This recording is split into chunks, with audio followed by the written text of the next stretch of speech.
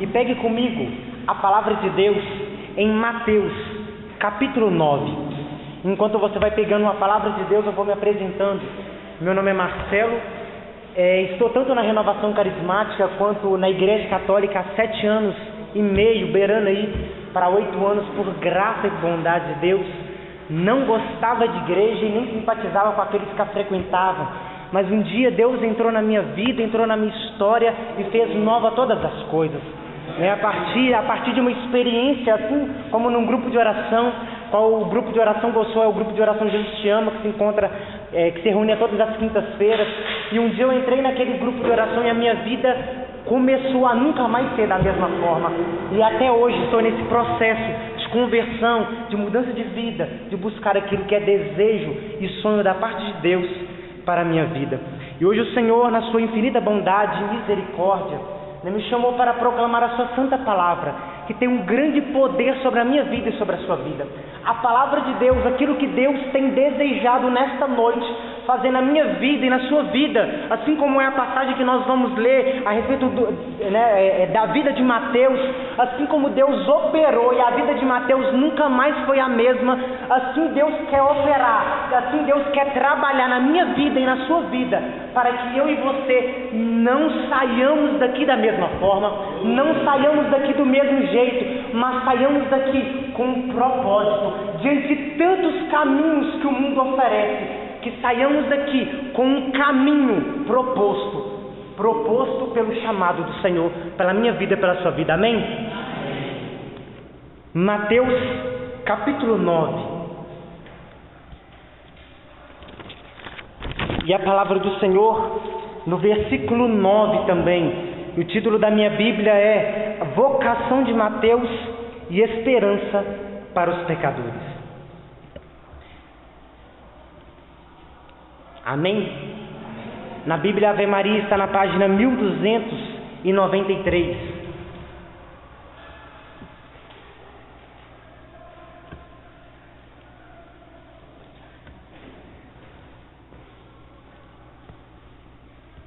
E a palavra do Senhor, ela diz assim. E a palavra do Senhor, ela diz assim para mim e para você.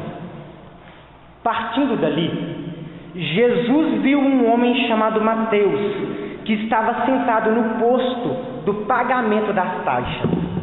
Disse-lhe: segue-me. O homem levantou-se e o seguiu. Como Jesus estivesse à mesa na casa desse homem, numerosos publicanos e pecadores vieram e sentaram-se com ele e seus discípulos. Vindo isso, os fariseus disseram aos discípulos: por que come vosso mestre com os publicanos e com os pecadores? Jesus, ouvindo isso, respondeu-lhes: não são os que estão bem que precisam de médico, mas sim os doentes. Ide e aprendei o que significam essas palavras: eu quero a misericórdia e não o sacrifício. Eu não vim chamar os justos, mas os pecadores. Vamos repetir: eu não vim chamar os justos, mas os pecadores. Palavra da salvação. Dê um beijo na palavra de Deus e aplaude a ela.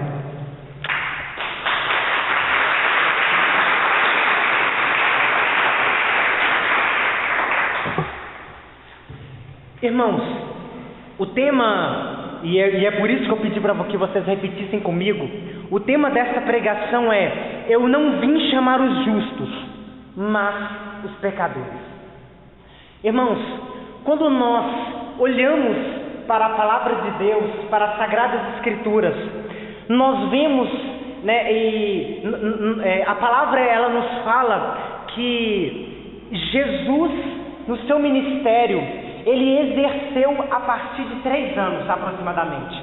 Quando nós pegamos a palavra de Deus, especialmente em Lucas, no capítulo 3, no versículo 23, a palavra nos diz que Jesus aproximadamente com 30 anos, ele iniciou o ministério. mas também aproximadamente ele finalizou seu ministério com 3 anos, no caso finalizando sua idade aproximadamente com 33 anos de idade. Mas irmãos, quando nós olhamos para a palavra de Deus, para os evangelhos, para aquilo que foi escrito pelos evangelistas, nós vemos que é vasto, é muito grande o conteúdo, né, de uma pessoa apenas com 3 anos, com 3 anos de ministério para executar, para fazer, para operar. Nós vemos também, quando nós pegamos a palavra de Deus em João no capítulo 21, versículo 25, a palavra de Deus ela nos diz que nem tudo o que Jesus realizou, nem tudo aquilo que ele fez, nem tudo aquilo que ele ensinou, operou, está escrito. Por que não está escrito? São João ele explica, porque o mundo não suportaria a quantidade de livros se tudo o que Jesus ele fez tivesse sido escrito. Então nós já temos uma noção, nós fazemos uma menção que o tempo de ministério que Jesus exerceu em 3 anos, por mais que foi apenas 3 anos, o executar da sua obra, executar do seu ministério foi muito grande. Mas por quê? Porque, irmãos, quando nós lemos a palavra de Deus, nós vemos um homem que consumiu a sua vida por anunciar a boa nova. Um homem que consumiu a sua vida no anúncio, um homem que consumiu a sua vida por vidas. Um homem que dedicou, que assim a palavra de Deus nos diz que o seu alimento é fazer a vontade do Pai. Ele tinha sede, e a sua sede não era de água, mas a sua sede era por pessoas. A sua fome não era simplesmente por alimentos, mas era por almas. Era por almas que nosso Senhor Jesus Cristo, em todas as aldeias, em todos os vilarejos, em todas as cidades, em todas as localidades que ele percorria, e sempre com pressa, sempre fazendo um anúncio aqui, percorrendo a outros lugares, a fim de que o Evangelho fosse a todos os povos, fosse todas as nações, fosse todos os lugares aonde ele, no caso, foi até esses lugares para anunciar a boa nova. Então quando nós olhamos para o Evangelho, quando nós olhamos para a palavra de Deus, nós vemos que ele consumiu a sua vida, mas pelo quê? Pelas almas. Ele consumiu a sua vida pelas almas. Ele dedicou, ele entregou, ele ofertou todo o seu tempo, todo o tempo, por mais que foi muito pouco, apenas 3 anos, aproximadamente 3 anos, mas esses 3 anos foi de muita intensidade, de muita entrega, de muito esforço, de consumir realmente a sua vida pelas almas. Então, irmãos, quando nós olhamos para a palavra de Deus, quando nós olhamos para a vida de Cristo, nessa visão, diante de um cenário, diante de uma realidade do povo a qual vivia, o porquê que o Senhor ele consumia a sua vida por essas almas, diante da realidade que o homem, o ser humano necessitava de um Salvador. O ser humano que estava norteado, o ser humano que estava afundado, que estava preso na realidade do pecado, mas Cristo, por sua vez, sabendo dessa realidade, e é por isso que ele veio, para libertar o ser humano, para trazer salvação aos homens, para libertá-los do cativeiro, para libertá-los do pecado. Não é à toa que João Batista, quando vê o Cristo, diz que ele é o Cordeiro de Deus que tira o pecado do mundo. Porque na sua missão, na sua vida e no consumir da sua vida, no seu esforço estava essa realidade de dar a vida, de se consumir, a fim de salvar a todos, a fim de levar a boa nova, o Evangelho a todos, para que todos fossem salvos, para que todos tivessem a oportunidade de, ouvindo a palavra de Deus, ouvindo o ensinamento do Mestre, alcançasse essa salvação. Mas, irmãos, então quando nós olhamos para a palavra de Deus e quando nós olhamos para a pessoa de Cristo, aquele que consome a vida a fim de levar a salvação para todos, quando nós olhamos para Cristo nesta ótica diante desse evangelho, nós entendemos o porquê. Que partindo de Cafarnaum, e é por isso que a palavra ela inicia assim, partindo dali, partindo de onde? De Cafarnaum, a sua cidade, assim como diz no versículo 1 do capítulo 9.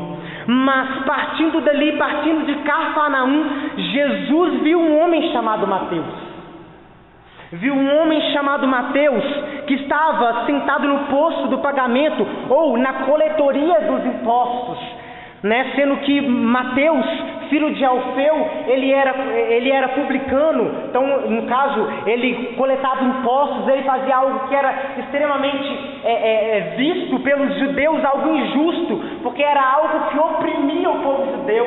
Então, para o povo judeu, Mateus, ele apostou toda a sua fé. Mateus, ele renunciou à fé judaica, porque Mateus, ele é judeu, porque tanto o nome Mateus, ou se você vê, por exemplo, no Evangelho a qual Marcos escreve, ele fala Levi, mas tanto o nome Mateus quanto Levi, quando nós pegamos o nome hebraico, quando nós pegamos na língua original o nome de Mateus significa aquele que é oferta de Deus, aquele que é presente de Deus, aquele que é dádiva de Deus.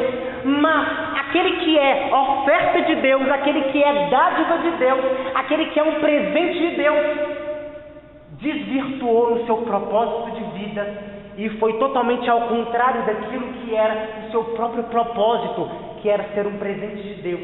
Mas ele, desviando daquilo que era o seu propósito de vida, de ser um presente de Deus, de ser uma dádiva de Deus, ele então se torna publicano, que era algo extremamente mal visto, era alguém que se posicionou na sua vida, alguém que tomou uma decisão na sua vida. Mas que decisão é essa? Decisão pela vida de pecado. E é interessante quando Mateus ele coloca aqui, sentado no posto do pagamento. Sentado, nós podemos levar para uma vertente, para uma realidade, sentado. Por mais que sentado significa que ele está fazendo algo, que no caso talvez é o ofício que ele exercia, mas sentado é uma realidade de que muitas vezes nós estamos acostumados com a vida a qual estamos levando. Então alguém que está sentado é alguém que tomou como lema de vida, ou como propósito de vida, ou como alguém que norteou, que tomou um posicionamento na sua vida de um futuro, de viver uma vida de pecado. Mateus ele tomou uma decisão, por mais que o seu próprio nome dizia outra realidade, mas ele tomou uma atitude, uma decisão extremamente errada, que era, no caso, viver uma vida de pecado. Mas irmãos, quando nós olhamos para essa realidade de Cristo Jesus, aquele que consome a sua vida pelas almas, então nós entendemos o porquê que nesse consumir pelas almas, consumir a sua vida, essa prática de ir ao encontro das almas, então nesse percurso de Jesus indo ao encontro das almas, ele chega ao encontro de Mateus. Chega ao encontro de Mateus, que estava sentado no posto do pagamento das taxas, e disse: segue-me. Então Mateus, ele se levantou. Ele tomou uma atitude a partir de um chamado. E irmãos, quando nós olhamos para o cenário da palavra de Deus, é muito interessante diante da realidade a qual Mateus estava.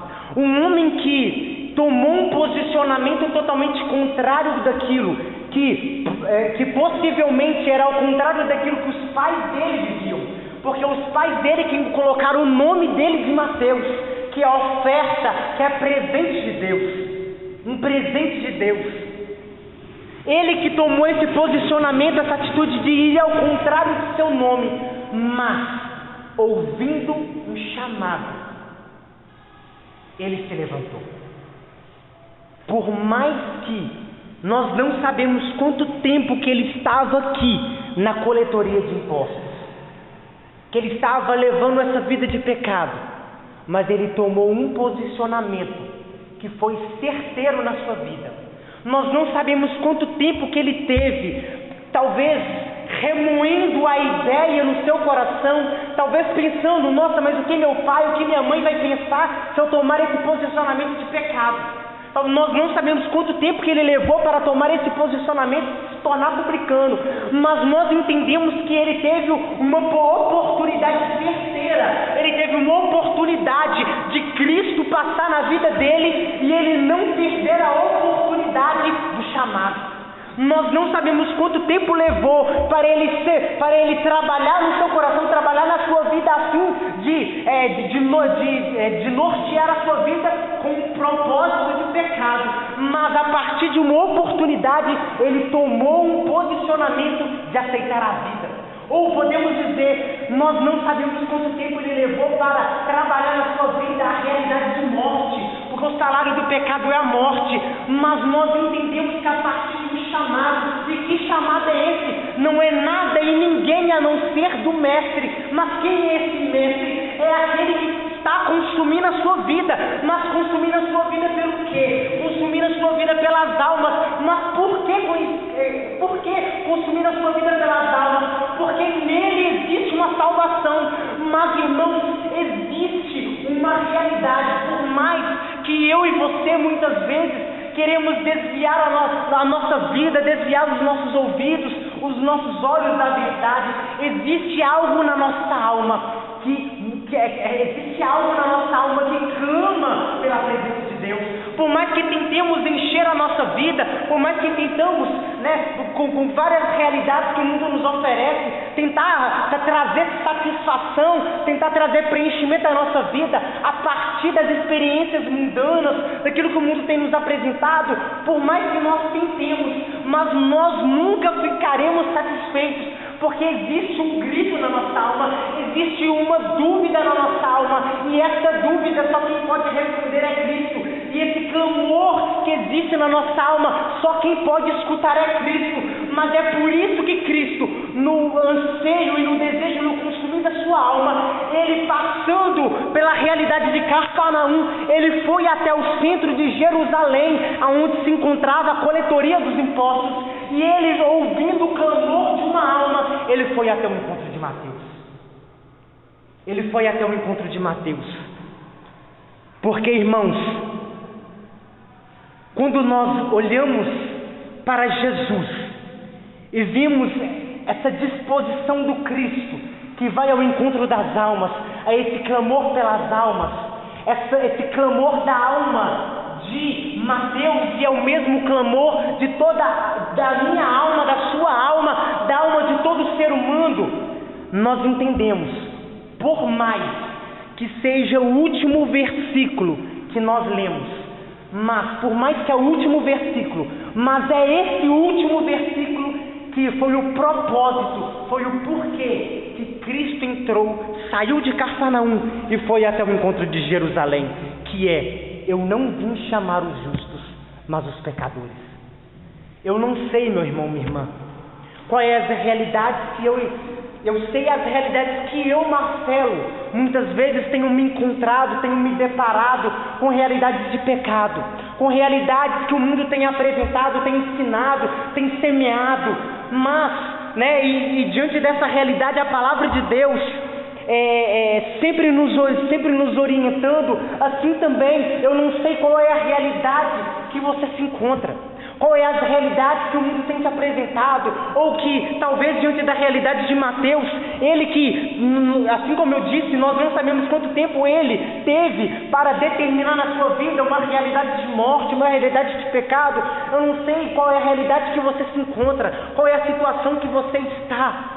Se é uma realidade de pecado, se é uma realidade totalmente aversa daquilo que é propósito de Deus sobre a sua vida. Porque, irmãos, Mateus, ele tinha um propósito, ele tinha um porquê da sua existência. O seu próprio nome lhe delegava a sua missão, aquilo que ele era para a sua família, aquilo que ele era para o povo de Israel. Ele era uma dádiva de Deus, um presente de Deus, uma oferta de Deus. Mas diante do propósito que Deus tem na sua vida, diante daquilo que Deus tem para a sua história, porque entenda, você não nasceu por um acaso, você não nasceu de qualquer jeito, você nasceu com um propósito da parte de Deus. Deus sonhou com você, Deus desejou a sua vida, porque Ele te ama. Ele te ama. Mas diante da realidade de Mateus, por mais que levou muito tempo, Mateus, nessa vida a qual ele levava, não importava, porque Deus tinha um propósito na vida dele. Assim também Deus tem um propósito na sua vida. Eu não sei quanto tempo que você se encontra diante dessa realidade, dessa situação, seja uma realidade de pecado, ou seja uma realidade totalmente avesso ou ao contrário daquilo que é vontade, daquilo que é chamado de Deus sobre a sua vida. Mas entenda, meu irmão, minha irmã, que independente da realidade a qual você se encontra, assim como Mateus, existe ainda um chamado de Deus para você. Deus, ele não desistiu de você, Deus, ele não se cansou de você, mas assim como Mateus, independente do tempo que ele teve, o tempo de exercimento do ofício de pecado ao qual ele tinha, independente do tempo que ele estava tendo o ofício daquela realidade, do caso daquele trabalho, assim também tinha um propósito na vida dele, o propósito ele não se perdeu, o chamado ele foi na hora e no momento oportuno. Assim também o Cristo, mais uma vez, não apenas mais saindo de Cafarnaum e indo para Jerusalém, mas Cristo Jesus, depois de entregar na cruz, morte de cruz, para mim, para você, para nos salvar, para nos resgatar e nos dar a vida em abundância, o Senhor, ele se encontra mais uma vez aqui no grupo de oração Paz e Amor. E esse mesmo chamado a qual ele fez para Mateus, assim também ele não te chama pela realidade a qual você vive. Jesus poderia ter passado pela vida de Mateus e ter falado: ô publicano, ô pecador, diante de tantos nomes que talvez Mateus ele era nomeado.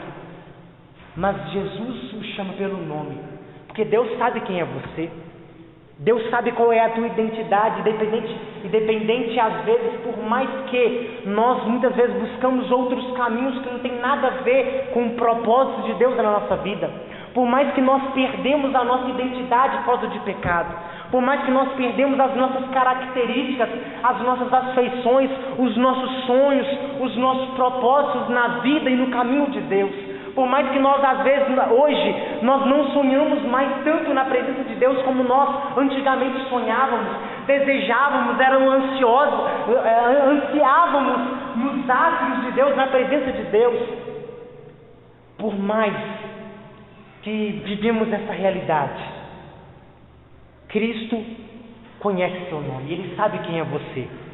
E assim como chamou Mateus, que poderia ser chamado de vários outros nomes, nomeado, apelidado por outros nomes, Cristo chamou ele pelo nome.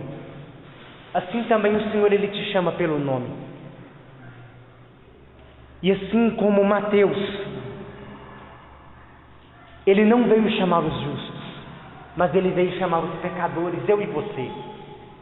Então eu não sei como que você se encontra, mas o Senhor nessa noite ele te chama pelo nome. Para você ainda tem jeito, a sua vida tem jeito.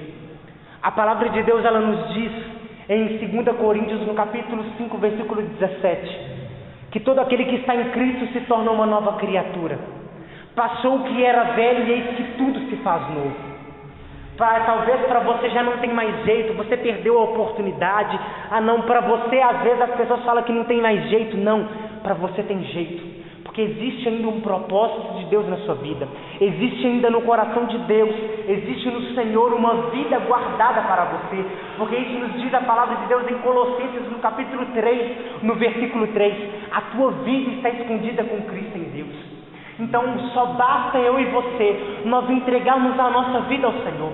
E assim como Mateus, nós pedimos para que o Senhor, Ele passe também na nossa vida. Ele entra na minha vida, entra na sua vida nesta noite e nos conceda a graça, nos chama de novo, nos chama novamente, nos chama pelo nome e nos conduza no caminho dEle.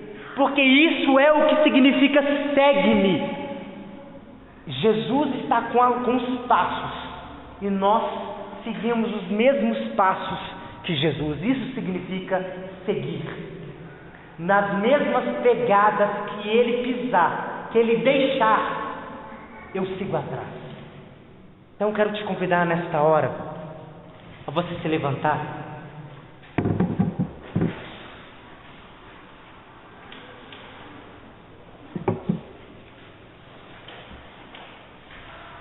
Para que possamos suplicar ao Senhor essa graça. Na cruz, o Senhor, Ele dizia: tenho sede. A igreja, ela nos ensina que quando Cristo fala na cruz, tenho sede, não está falando de água. Ele está falando que tem sede de você. Irmão, irmã, por mais que você se sinta indigno, não é para mim, isso não é para mim, não. Eu não vim para os justos, mas eu vim para os pecadores. Ele veio para mim, Ele veio para você. Então feche seus olhos em nome de Jesus. Jesus, Ele continua ainda a dizer: tenho sede. Eu tenho sede. Ele tem sede da tua vida. Ele tem sede da tua alma. Eu não sei qual é o seu nome, mas Ele sabe qual é o seu nome. Mas peça para o Senhor nessa hora, Ele que te chama pelo nome, porque Ele te conhece. Vai falando para Ele nessa hora, para Ele entrar na tua vida, entrar na tua história. Assim como Ele entrou na vida, Ele entrou na história de Mateus. Para que o Senhor nesta noite, Ele possa transformar a tua vida, transformar teu coração. Fala para Ele: Senhor, entra na minha vida nesta noite. Fala para Ele, assim como Mateus: eu quero nesta noite, Senhor, fazer uma experiência com a sua presença, fazer uma experiência, porque eu sei, fala para Ele: eu tenho certeza que o Senhor está aqui nesta noite, e eu não quero perder a oportunidade, Senhor. Eu não quero perder a oportunidade, mas eu me abro para o teu chamado, eu me abro para a tua voz, Senhor Jesus. Eu me abro para ti, Jesus, que me chama pelo nome, e eu quero te seguir, Senhor. Fala para Ele: e eu quero, Senhor Deus, te entregar a minha vida, te entregar a minha história, te entregar meu coração. Fala para Ele: Senhor, eu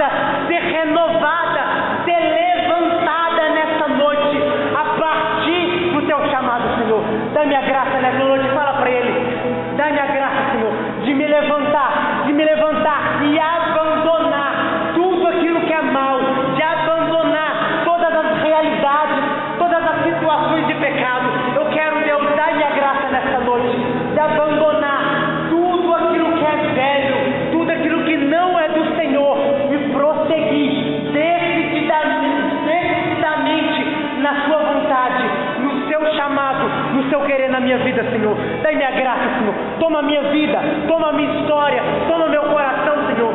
Conduz os meus passos, direciona a minha vida. Fala para Ele: eu te consagro as minhas mãos, eu te consagro a minha mente, eu te consagro os meus olhos, eu te consagro os meus ouvidos, eu te consagro os meus pés, eu te consagro tudo aquilo que tenho e tudo aquilo que sou, Deus.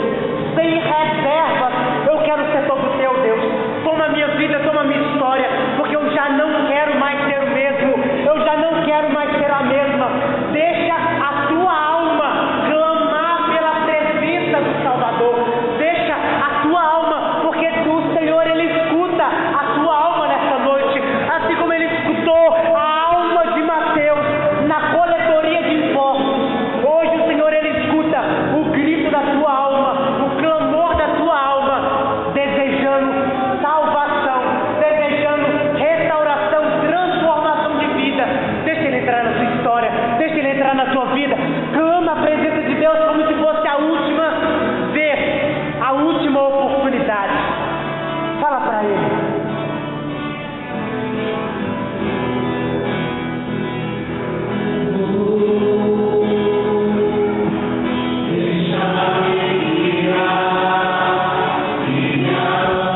Fala para Ele: eu quero te abandonar. Seja a verdade do teu coração.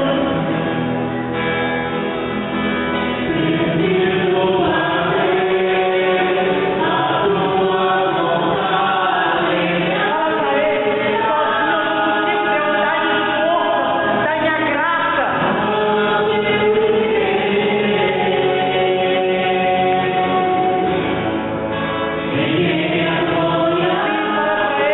você quer se apoiar nele, você quer se firmar nele. Fala para Ele que não existe outro caminho, é no caminho dele que é a sua vida.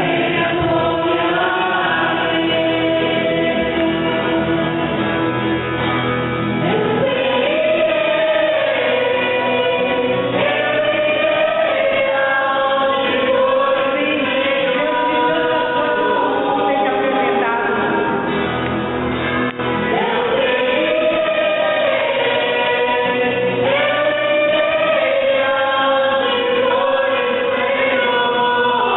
Fala para Ele.